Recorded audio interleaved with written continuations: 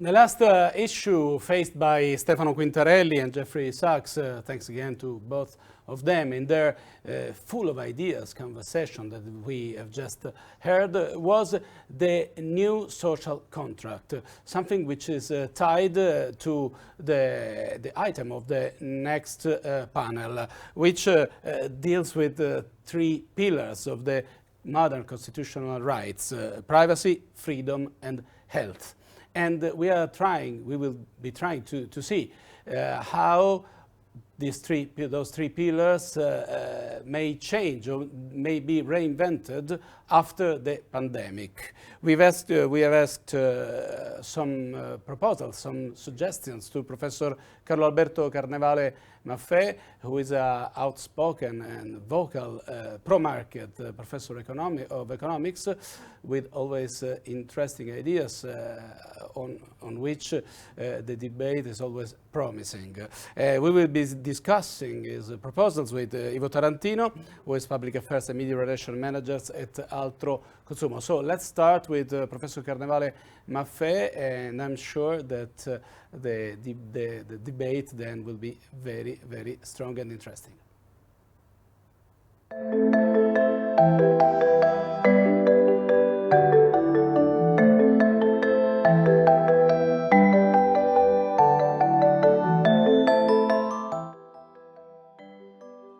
Hello, everybody.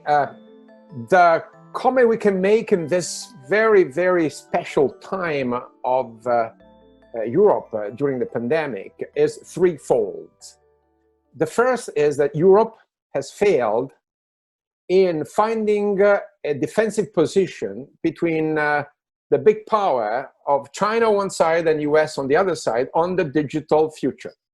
A fragmented Europe is not able to develop a local generated technology and entrepreneurial spirit to cope with the dominant situation of US and China. And that's a problem. The second problem is that we failed also in using technology to fight the pandemic, as opposed to what has happened in South Korea, Taiwan. I don't want to mention China, of course, but we still have time to learn for the next time, of course. The third argument is that Europe has an opportunity to be the factory of ethical artificial intelligence for the protection of consumers, provided that consumer associations start writing software and not just claims, legal claims against companies. That's a big challenge. Okay, so two big failure and one great opportunity.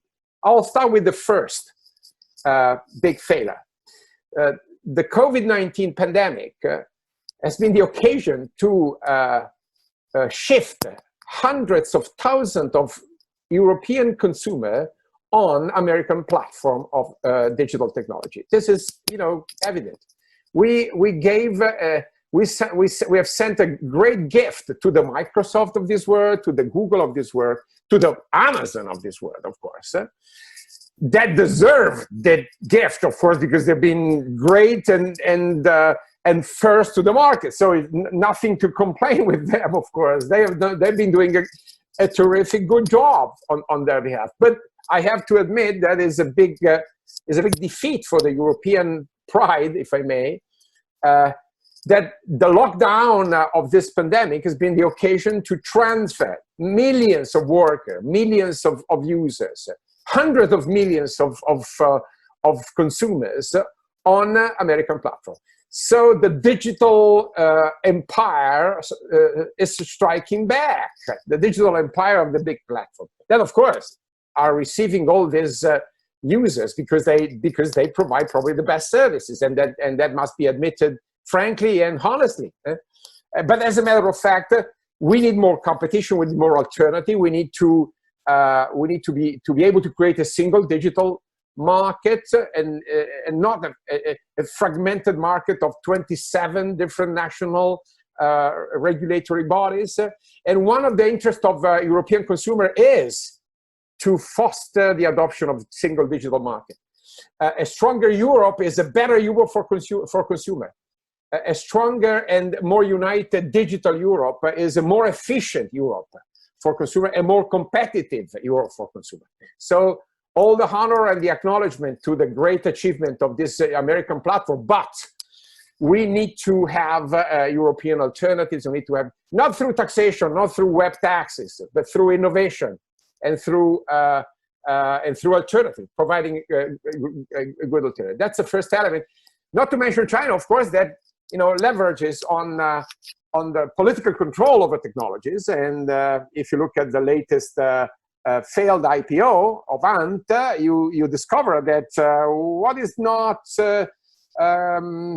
welcomed by the Chinese government doesn't go through, and that's, of course, it's a problem. It's a great problem in terms of freedom and in terms of market rules.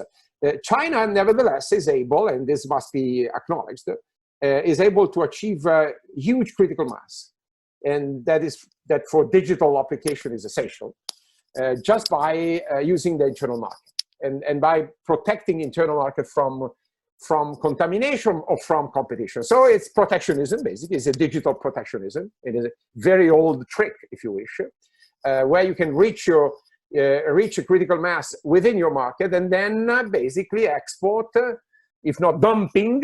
Digital dumping is basically leveraging on the existing economies of scale reached in your national markets so that you can subsidize other foreign markets. And Europe is basically accepting this with a little reaction. And I encourage European consumers to raise the point with the authorities, with political institutions, because Europe deserves more than being just a territory of digital conquest. We can provide an alternative. That's the first point. The second point is about the COVID pandemic and this tragedy. I have to admit that the Western world, and I will include the US in this failure, has not been able to create the social context, the institutional context, and the digital context, the technological context, to fight the pandemic, unlike the best performance in the Asian region. And I name Taiwan, I name South Korea, great job, but also name Japan, for sure, definitely New Zealand. Again, China, but China, of course, is a different regime. It's a different story. But just looking at the failure in Europe to find an agreement on the role of European institution on health management. And I'm speaking I'm talking about this story as a member of the Italian task force and the European task force on the use of technology to fight the pandemic. I was not able, together with my friends, to convince the European Commission and to convince the national authority to create a single European technology to fight the pandemic. That would have been a great achievement, using tracing and testing system integrated, using treating system that could be empowered by technology.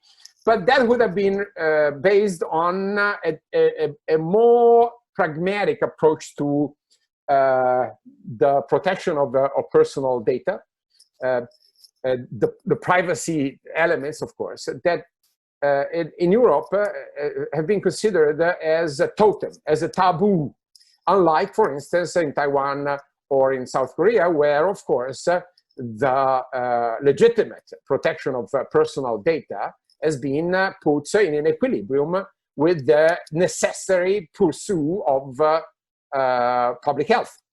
So Europe failed in finding a common territory. And of course you can name, yes, but the national competence, the regional competence on health, sorry, in front of a pandemic, legal excuses don't hold. And we have to admit and just count the victims, just count the destruction of purchasing power, the destruction of value added. In Europe, pandemic has meant a terrific war and destruction. unlike in the Far East. Sorry, the virus is the same, but the level of reaction of institution has not been the same. And on behalf of consumer, I would say institutions have not been able in Europe to understand the real interest of consumer. That is not to protect personal data, whatever it takes.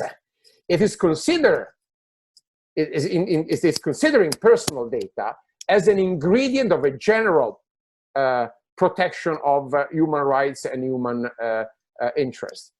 Unfortunately, again, that was not the case. We are, of course, improving the level of collaboration. We have been able to establish a little bit of interoperability. But just to mention one case, that is the digital tracing app. The digital tracing app adopted in Europe, and we initially we've been the first to adopt the technology, has been developed in California by Google and Apple. And thanks to Google and Apple for providing that technology, of course.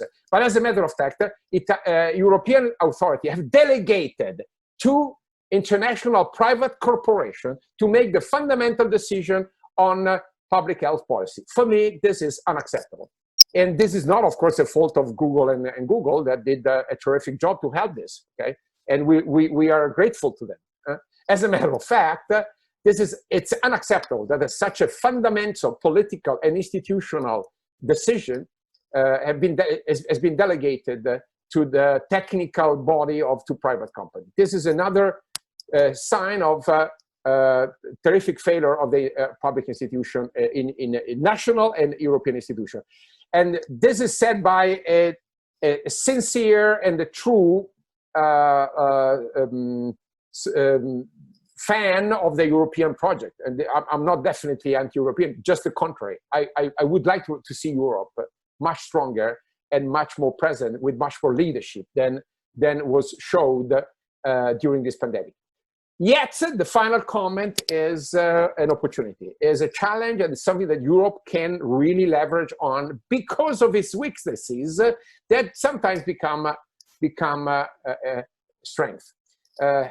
Europe can define the new set of rules for artificial intelligence, for the future of data. And the future of data, it's not data only, it's algorithms, it's artificial intelligence, it's machine learning, it's putting data at work. But of course, data can be put at work if they become tradable, exchangeable, and treatable. If they're not protected like they are a totem or a taboo. Data are a mean of exchange and are worth insofar as they are used properly, appropriately, and with all the due protection, of course. But protection does not mean prohibition. So what is the duty of a European consumer?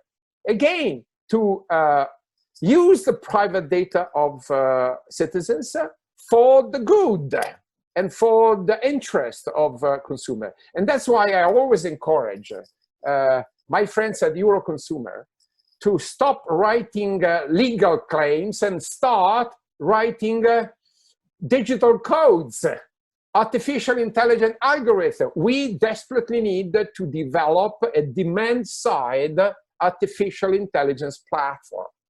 Because our friends on the supply side, the Google of this world, the Amazon of this world, are great in doing this for their interest. And that's fair, because they're providing great services. I'm not complaining about that. So what I'm complaining is about the fact that the demand side, whether it's institutional or private organization, non-governmental organization like Ultraconsumer, we shall stay in the game.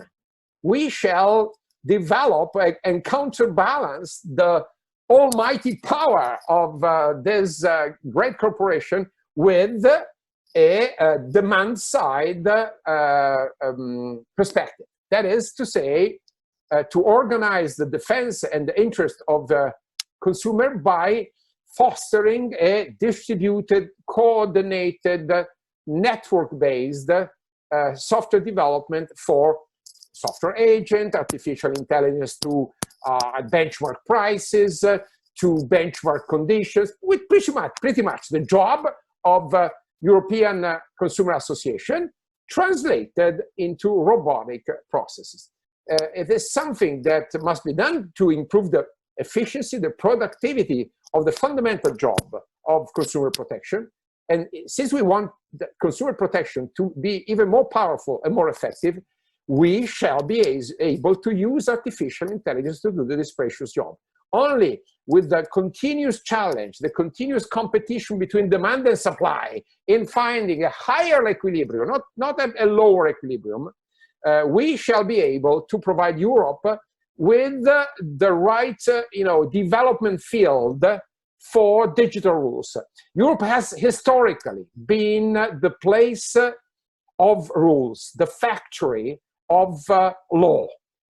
We shall pursue that goal and that dream. Europe must become the place where the market is more balanced, the equilibrium between demand and supply is kept under control, and the distributed set of rules foster innovation and consumer protection. I hope so, and I leave the comment to my friends. Thank you very much.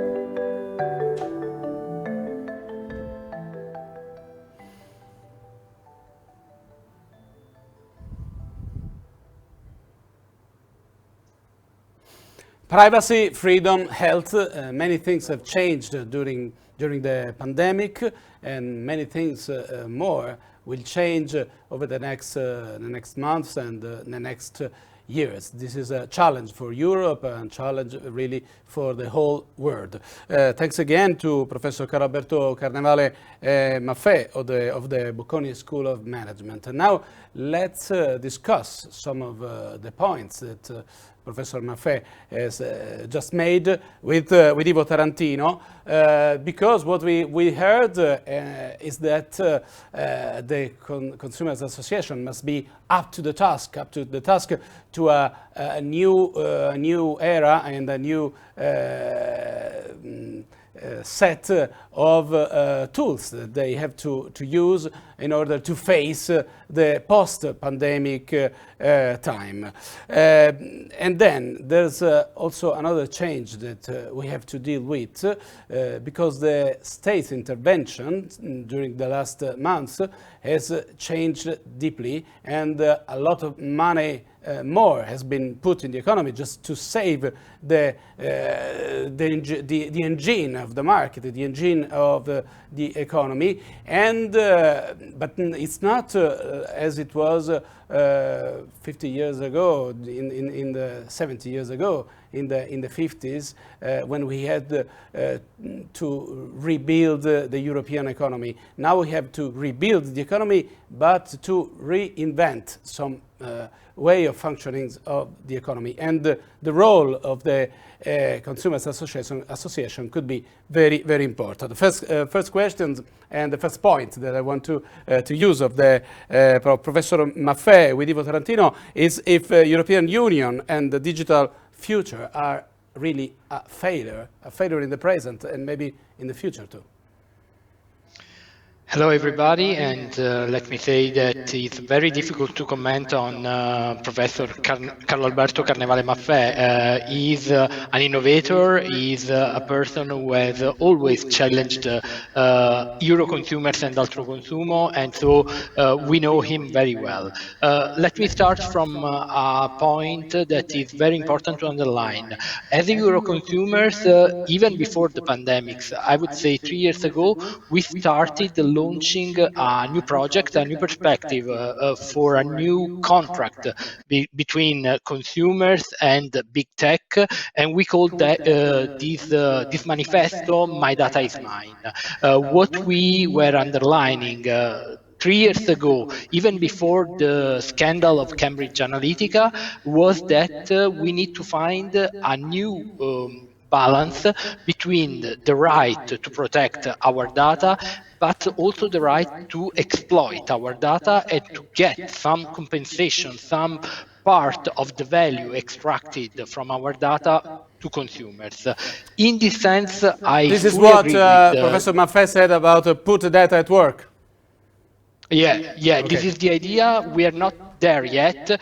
We are not able to be clear to develop algorithms to become a trader of the value of data of consumers, but we are open to work with open companies, with the companies that recognize the role and the value of consumers' data to build this new platform. So I would underline the fact that we are not at a failure, we are at a starting point of a new process, and I would say that Euroconsumers and our organization are ahead in this process. We have already started this process, and of course, the pandemic is accelerating the need to face this process, but we are ready to do it. Why do you think that the app Immuni in Italy, but some similar experiences within Europe didn't work, and they had to rely on some data provided by American tech giants? The point is clear. I would say in May, Ultraconsumer and our organization made a research among European consumers, and at the time we found that over the 66% of consumers interviewed by our organization were available to download and use these apps.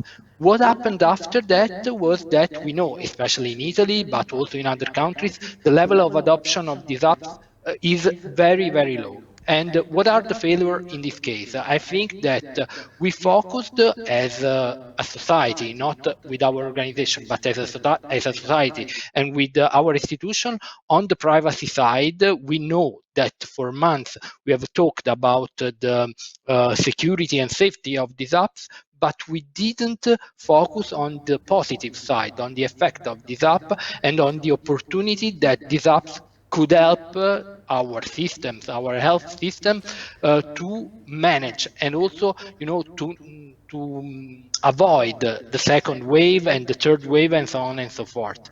I think so. The failure of these apps is not the failure of technology.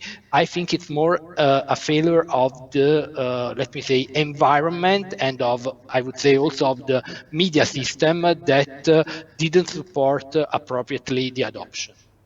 Do you think that the European Union, but also the European states, are weak with the strong when it comes to big tech giants? And do you think that over the next months something could change, and maybe Europe and the states could become more vocal and defend the European citizens' rights while allowing some European companies and associations to use and to exploit, as you said, the data, the personal data of the European citizens?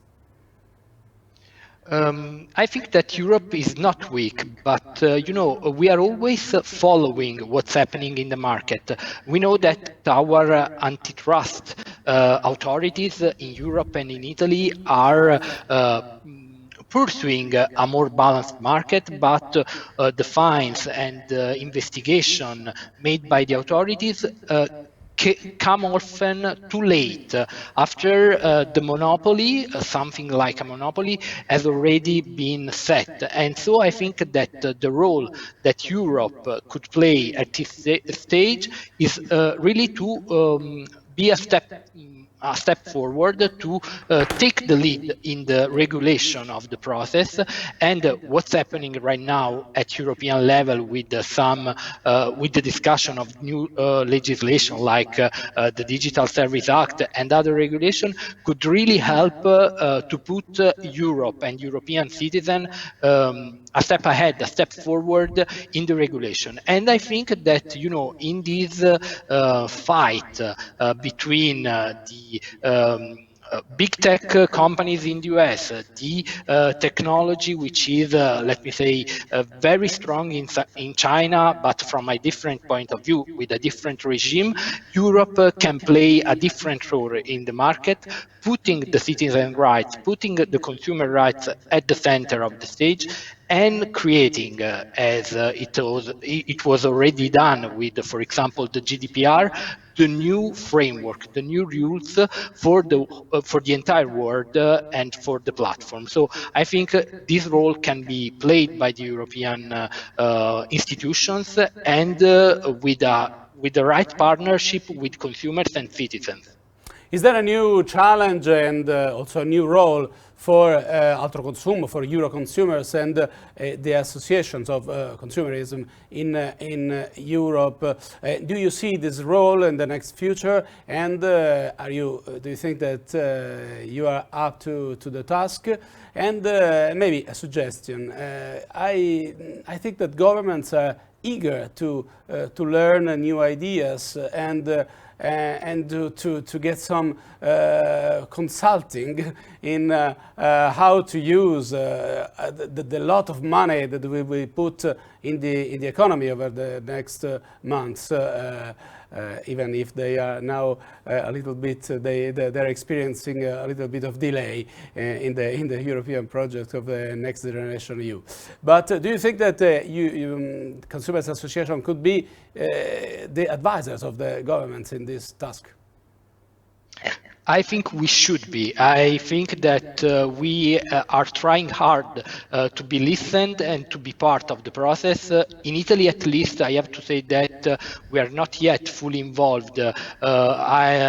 Usually the government involves companies, entrepreneurs, the work side, but consumers are often let me say, at the side of the table. They are not consulted. I think that our voice could really contribute to the economic policies, especially in this moment.